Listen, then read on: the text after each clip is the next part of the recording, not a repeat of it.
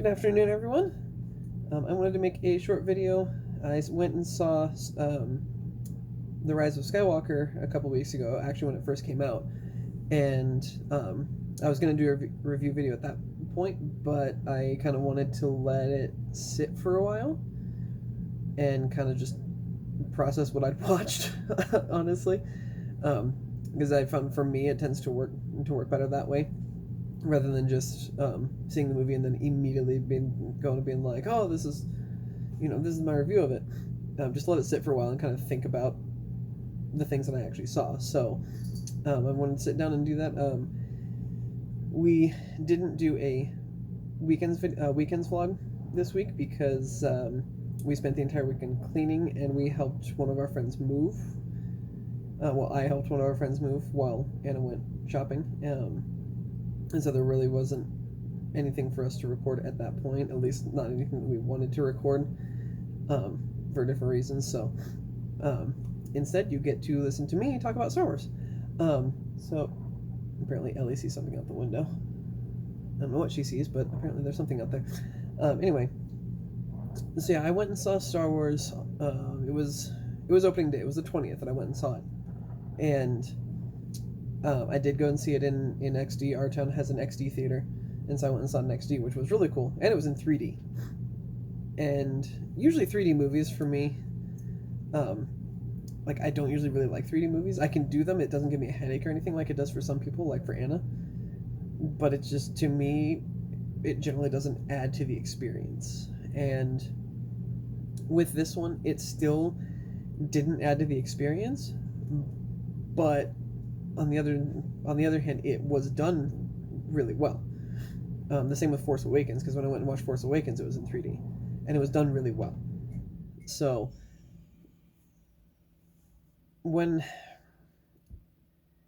the movie first started, I guess when I was kind of going into it, I wasn't expecting too much of it. I always go into movies like trying not to expect too much out of it, because if you set your expectations anywhere really, if you set your expectations really high or you set them really low, then the movie is never going to meet those. If you set them really high, then you're going to be disappointed by that movie.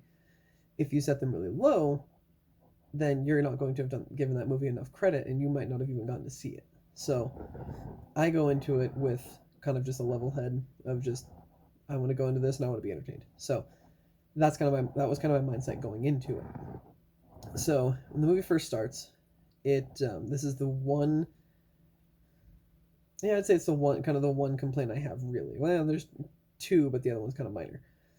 But the one complaint that I have about this movie is there's a scene in the very beginning, or I guess it's just about how the whole beginning starts.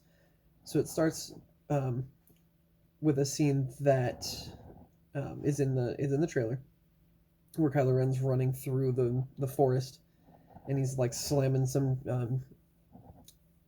dude into the ground with his lightsaber, and so that's the very beginning scene, and it goes from there to really, really, really quickly to what everybody, at least all the Star Wars fans, know is going to happen, which is Emperor Palpatine returning. It does that within the course of maybe 15 minutes, and that's one of my biggest gripes, is that there was no setup at all. It just felt rushed, and actually a large portion of the movie, if not the whole thing, felt rushed. The beginning of it was really bad. It felt really incredibly rushed. Like you were jumping between, like, I don't know how many planets within the course of that 15 minutes, while Kylo Ren's trying to figure out where Palpatine is. Well, he doesn't know that that's who it is. So he's jumping around to these, 15 planets or whatever it is in 15 minutes.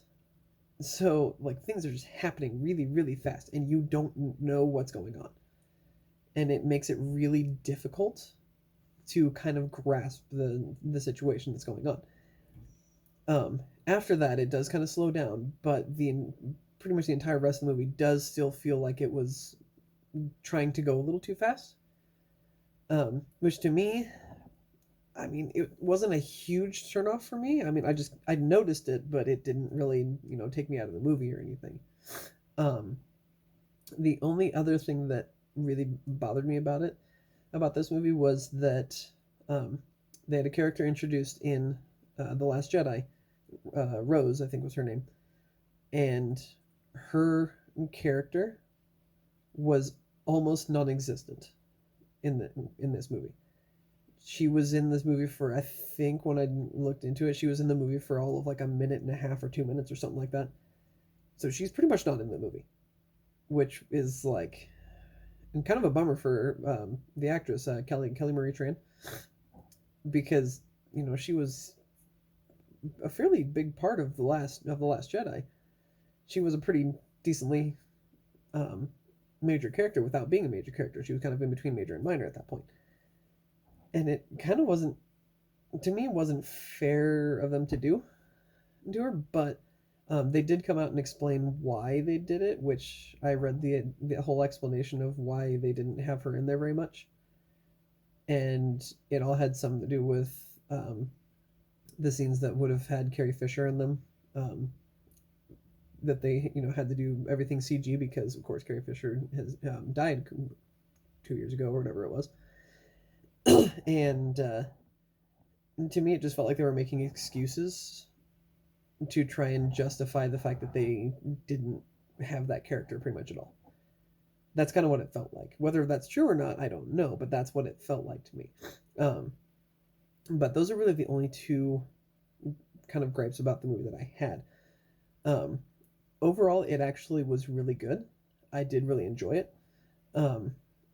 It did at times feel like I had a coworker of mine explain it to me this way, because he went and saw it, I think, the same day that I did. Is that he said he felt like it was just J.J. Abrams going down a checklist of what he decided that the fans wanted, or what he thought the fans wanted, and just checking things off that checklist. And at times it did feel like that, sure. But to me, like, is that necessarily a bad thing? It can be, and it is and it isn't. If you're just going down a checklist trying to figure out what the fans want, like, obviously you're going to be giving the fans what they actually want, in theory. Because if you're going down that checklist and you're going, okay, we got this, then in theory, you're giving the fans a movie that they want. Now, whether you do a good job of it and whether that's actually what fans want, that's a whole different story. But when still says it did at times feel like that's exactly what was happening. Is that J.J. Abrams was just going, okay, we got this, now we got this, now we got to move to here, okay, we got that, now we move to here, now we got that, okay, good. It did feel like that sometimes. But to me, it wasn't that big of a deal. Overall, it was awesome, actually, for me. There was a good amount of action in it. The Last Jedi, I felt, was a little light on the action. There was a lot more attempted storytelling.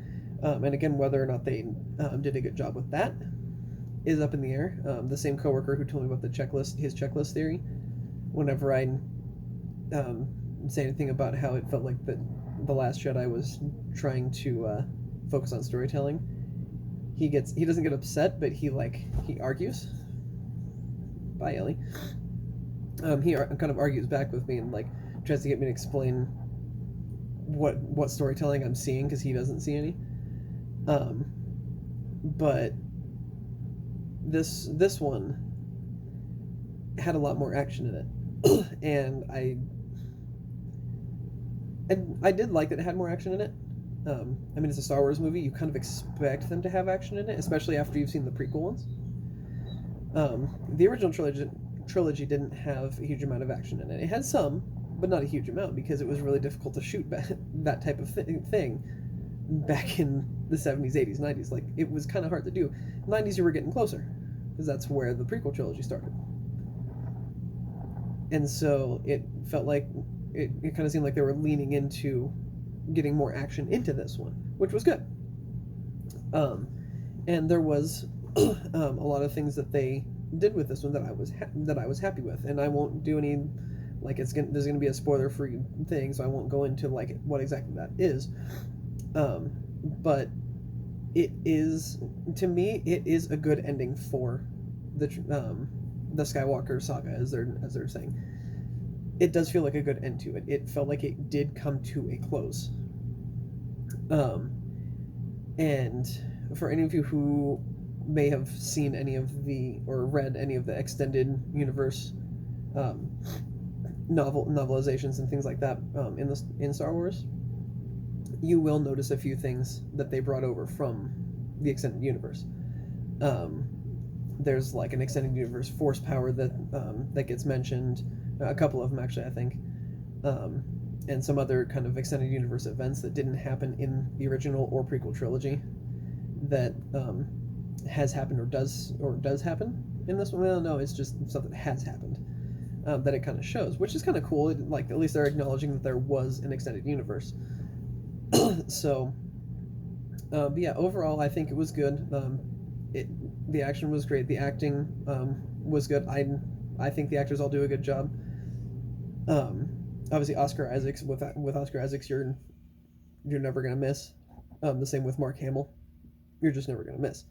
Um, there's also cameos sort of like you see in the trailer. You see Lando um, back at the seat. It looks like back if I remember, yeah, he was back in the seat of the Falcon, and so it was pretty cool seeing him. And you see him earlier in the movie too, and it was pretty cool that they brought him back.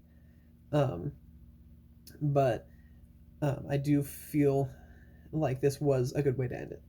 It really was. So out of all the reviews that are out there, because I've watched a few reviews and I've kind of read some of them, and the critics are being really harsh towards the movie, which can happen, but then audiences really like it. So if you're one of those people that goes onto Rotten Tomatoes before you watch a movie to decide whether or not you are going to watch it because you're trying to decide whether or not it's going to be good, here's the thing with that: take the critic score with a grain of salt, because if you look at the Rotten Tomatoes for The Last Jedi, the critics rating on it was really high. It was an 86% or something like that last I looked, and the audience score was about a 50. So the critics loved it, or for the most part, and the audiences, for the most part, hated it. And I hear that from a lot of people. Like, with with The Rise of Skywalker, the critics score on it is really low. It's around a 52 or something like that. But the audience rating of it is an 87. The last time that I looked, I'll have to check again. But it was an 87. So the audiences are really liking it, and I think that has to do with the action that they put into it and the fact that they were kind of speeding things up because The Last Jedi had kind of slowed them down. I don't think people wanted it to be as slow, and it wasn't. There was constantly something going on, which was one of the reasons that I liked it. Is there is always something going on. There's always something to pay attention to, which is nice. So overall, I think it is a great movie. It is worth seeing. I'm going to go see it again here before too long with Anna, because Anna hasn't seen it yet. So we're going to go together and go see it. And then I believe I'm going to sit down with her afterwards, and we'll do another video kind of like this where we talk about the movie and see kind of what she thought. Because her perspective will be coming from someone who hasn't really seen Star Wars. She's seen The Force Awakens, The Last Jedi, and that's pretty much it. She's seen about half of Phantom Menace. We still have to finish the other half. And I think she saw bits and pieces of Clone Wars when I was watching it once. But that's it. She's never seen any of the shows or any of the other episodes. So we are remedying that. But up to that point, or until we get to that, for right now, the new one, the sequel trilogy, is all that she has seen. And we will go see Rise of Skywalker at some point with her. So with that being said, I hope you guys like this review. Like I said, my recommendation would be to go see it. Quite honestly, if you're one of those people that's on the fence about it, sure, don't go see it in the theaters. Wait till it comes out. Borrow it from somebody. Watch it on Disney Plus when it comes. Whatever. But it is worth watching. At least once, it is worth watching. because they did actually do a good job. So, but with that, I will see you guys next time.